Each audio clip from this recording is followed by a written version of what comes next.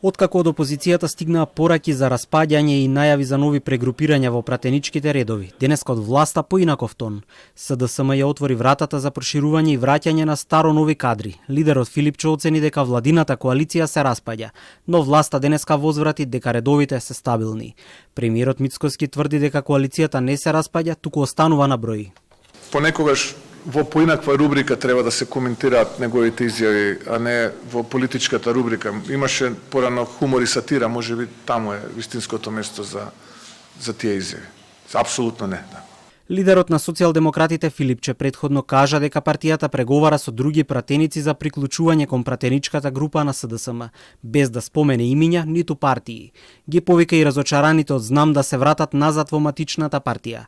Сепак овие изјави доаѓаат откако пратеникот од ЗНАМ Миле Цеков го поддржа предлогот за зголемување на минималната плата, спротивно на останатите пратеници од мнозинството. Тој исто така во телевизиско гостување рече дека нема ништо против внесување на бугарската заедница во Уставот. Од неговата партија демантираат дека има иницијатива за прелевање пратеници во други групи. Демантираме дека има било каква иницијатива за преминување на пратеници од една во друга пратеничка група.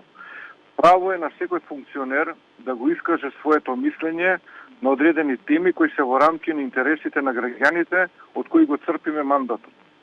Партијата не размислува во правец да исклучува или санкционира своји членови, напротив, ние го шириме и зголемуваме членството на ЗНАМ.